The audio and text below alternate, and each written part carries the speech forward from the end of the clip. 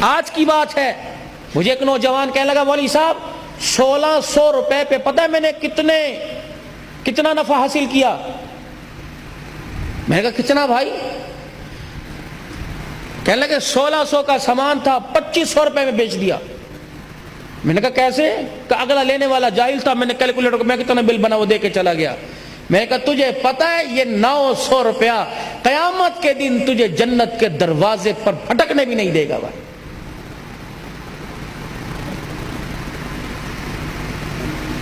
غریب کے منہ سے نوالا چھین کر اپنے گھر کے دسترخوان کو مزین کرو، کیا تیرے میرے گھر میں مجھے مرتے وقت کلمہ نصیب ہوگا؟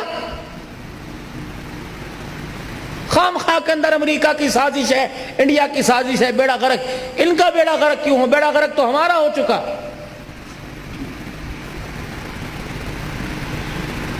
قبر میں جانے والا سفید داڑھی والا اور حاجن جس کے منہ میں دانت نہیں، وہ اس نسل کو کیا پیغام دے کے جا رہی ہے؟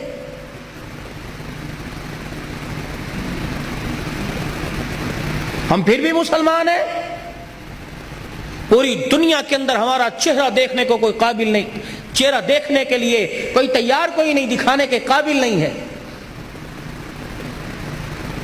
پتہ نہیں ہم کون سی مٹی کے یا پتھر کے بنے ہیں، پتہ نہیں ہمیں ہو کیا گیا۔ ہم ہر آنے والی صبح اور شام کو ہنس کے ٹال دیتے ہیں، ہاتھ پر ہاتھ رکھ کے مار کر اس کو ٹال دیتے ہیں، کل دیکھا جائے۔ کس نے کل دیکھا؟ حضرت عمر رضی اللہ تعالی عنہ، آپ نے ایک خادم مقرر کر رکھا تھا، فرمایا کہ صبح شام تمہیں دروازے پہ کھڑے ہو کے زور سے کہنا عمر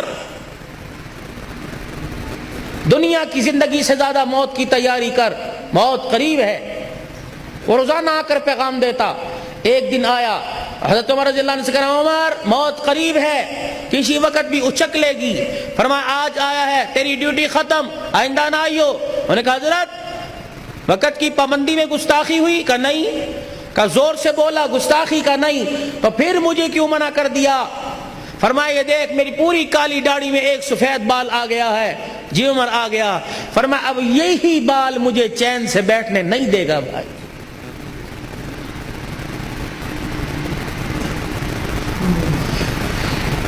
میں اس بزرگ پہ رہوں نہ تو کیا کروں جو سارا دن درخت کے نیچے بیٹھ کر لوگوں کی اور ہوا کی بیٹیوں کی عزت کی دھجیاں اڑا کر گزار دیتا ہے۔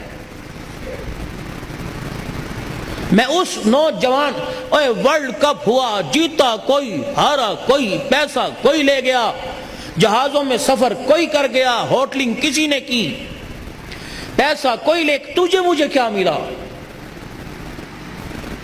مولانا بشیر صاحب ایک جلسہ کینسل ہوا 14 تاریخ کو، 14 تاریخ کو جلسہ کینسل ہوا۔ انہوں نے کہا نہیں جی 15 کی ڈیٹ جام پور ڈی جی خان میں۔ میں نے کہا کیوں؟ کہ جی 14 کو ورلڈ کپ ہے، کوئی نہیں آئے گا۔ لوگوں نے جمعے چھوڑ دیے، لوگوں نے نمازیں چھوڑ دی۔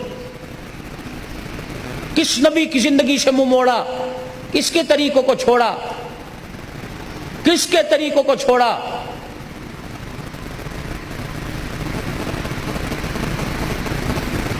جس کو جنگل کے درندے اور پرندے پہچانتے تھے، فجر کی نماز پڑھائی، 100 بھیڑیے بگیاڑ جانتے ہو، 100 بھیڑیے مسجد نبوی کے باہر آ کے قطار اندر قطار کھڑے ہو گئے، فجر کی نماز پڑھا کے باہر نکلے۔ صحابہ یہ کچھ کہنے آئے ہیں؟ حضرات صحابہ اکرام رضوان اللہ تعالی علیہ مجمعین باہر آئے، یہ کہہ رہے ہیں اللہ نے ہماری خوراک بکریاں بنائی ہے، لیکن کیا کریں تیرے صحابہ کی بکریاں کھانے کو ہمارا دل نہیں کرتا۔ سبحان تیری قدرت کے قربان جاؤ۔ یہ باہر کھڑے ہیں، میں بتا میں ان کو کیا کہوں؟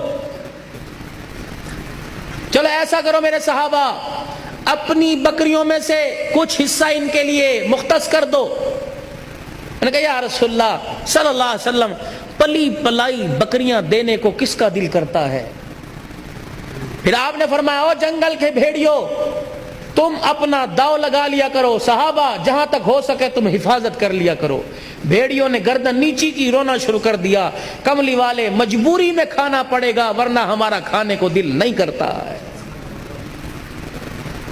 اخنس بن شریک ابو سفیان رضی اللہ عنہ کلمہ نہیں پڑا مکے کے باہر حدود حرم میں.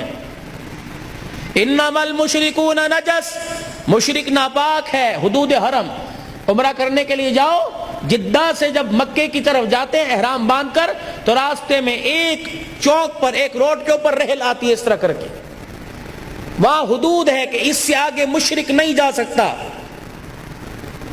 اس وقت جتنا حرم تھا اس اعتبار سے حدود تھی.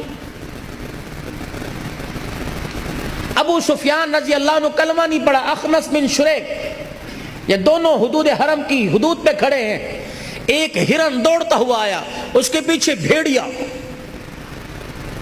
اب ہرن نے یوں کر کے ڈائی چھلانگ ماری حدود حرم میں، بھیڑیے نے چھلانگ ماری، اس کے اگلے دو بازو حدود حرم میں، ٹانگیں باہر، اس نے یوں ٹانگیں سمیٹی اور وہ اچھل کے کلا بازی کھا کے پیچھے گرا. ابو سفیان رضی اللہ عنہ نے اپنے ہاتھ پہ ہاتھ مارا، کہا وعجبا، عجیب، یہ جنگل کا بھیڑیا بھی پہچانتا ہے کہ یہ اللہ کے گھر کی حدود ہے، اس سے آگے مجھے جانے کی اجازت نہیں. تو بھیڑیے نے یوں منہ پھیرا، اللہ نے اسے زبان دی، یوں منہ پھیرا، پھیر کے کہنے لگا وعجب من ذالک، تجھے اس سے بھی عجیب بات نہ بتاؤں؟ کہ کیا؟ کہ جس کو تم پتھر مارتے ہو وہ اللہ کا رسول ہے، وہ تمہیں جنت کی طرف لے جانا چاہتا ہے اور تم جہنم کی طرف جا رہے ہو. میرے بھائی، یہ جنگل کا درندہ بتا کے جا رہا ہے.